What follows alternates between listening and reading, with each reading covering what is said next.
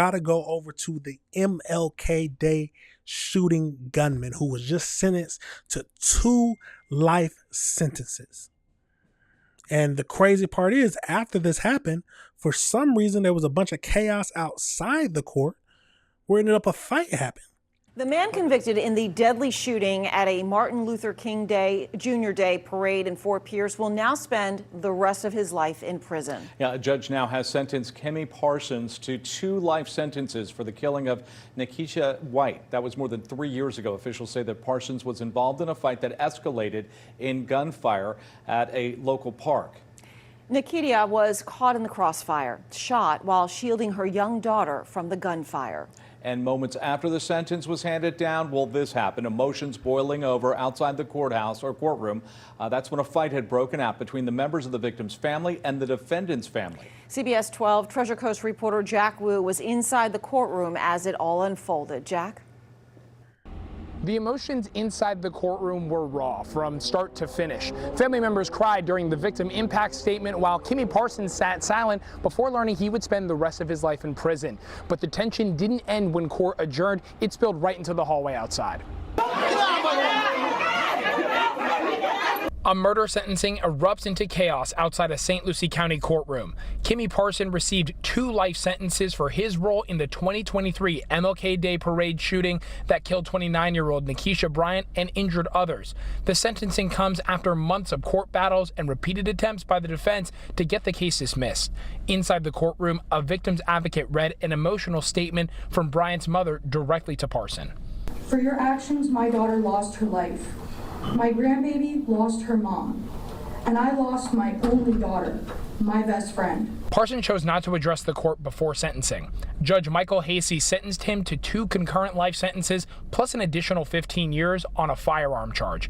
Afterward, Bryant's mother said the sentence brought a measure of closure. I feel good about the sentencing. I feel good that she got justice, and that's what we wanted. But just moments later, the tension between both families boiled over.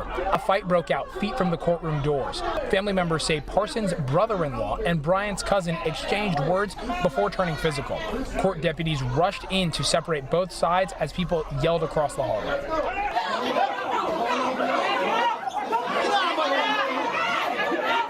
While the court case may be over, Bryant's family says the emotional damage left behind is far from healed, especially for her 13-year-old daughter. She's still doing counseling, probably need a little bit more counseling that I figure. The older she gets, I think the worse it gets for her. Parsons now has 30 days to file an appeal on his sentence. Reporting in St. Lucie County, I'm Jack Wu. They got the family members of the victims and the suspect or the criminal fighting outside of court. I don't know why you're gonna even say anything to the victim's family if you're the family member of the killer. I would have just left the courtroom. Okay, we know what he got, but I guess some people emotions too high and they can't handle it. Let's go over to this next video and just get more information on it.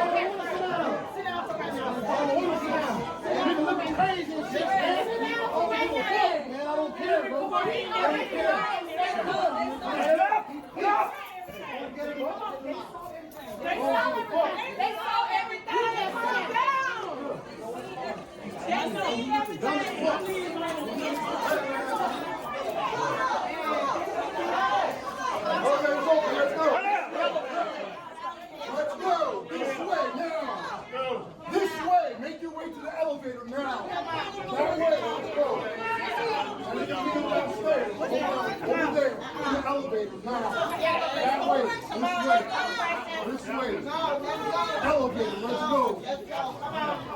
Let's go.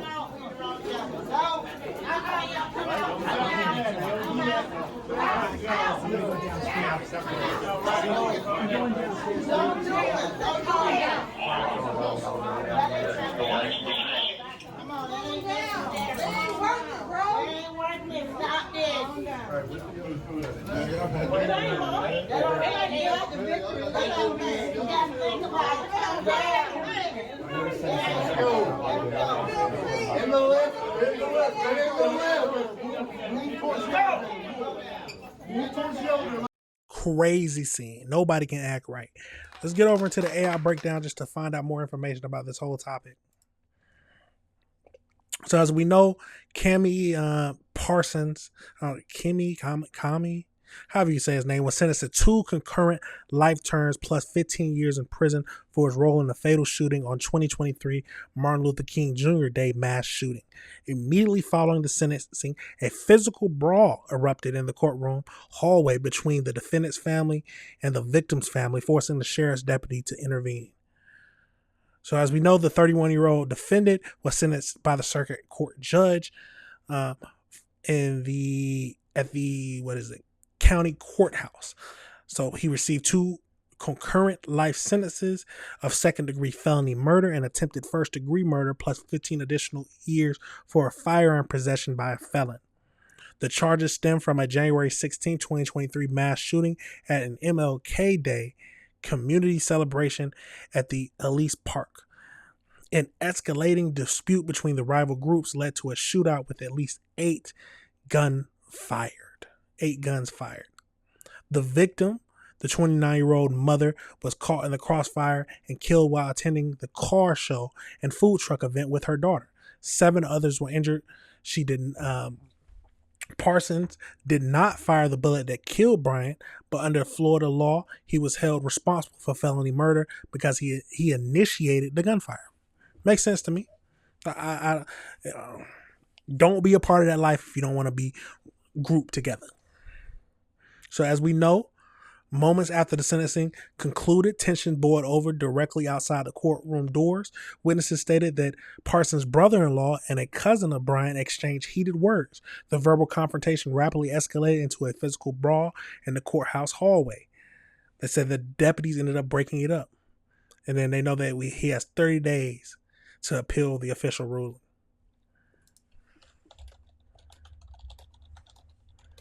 I want to know do we know what was said? The exact verbal statement that triggered the physical altercation has not been made public by law enforcement or local officials. Okay. Absolutely crazy, y'all. At the end of the day, you can't be mad at the sentence, or you can't be upset because the victim's family is upset and has to say some words. Your son was a part of their daughter's death or their family member's death. And even if he didn't fire the shot, he was a part of the whole altercation that caused it. So no one's going to be sad that he got 2 life sentences, or at least no one on the victim side is going to be sad, and they might even say some heated words. It's a tragic situation that happened, but if you don't want to get grouped together, then don't be a part of that life at the end of the day. But let me know your thoughts on that situation, y'all. Let me know if you disagree with anything I said.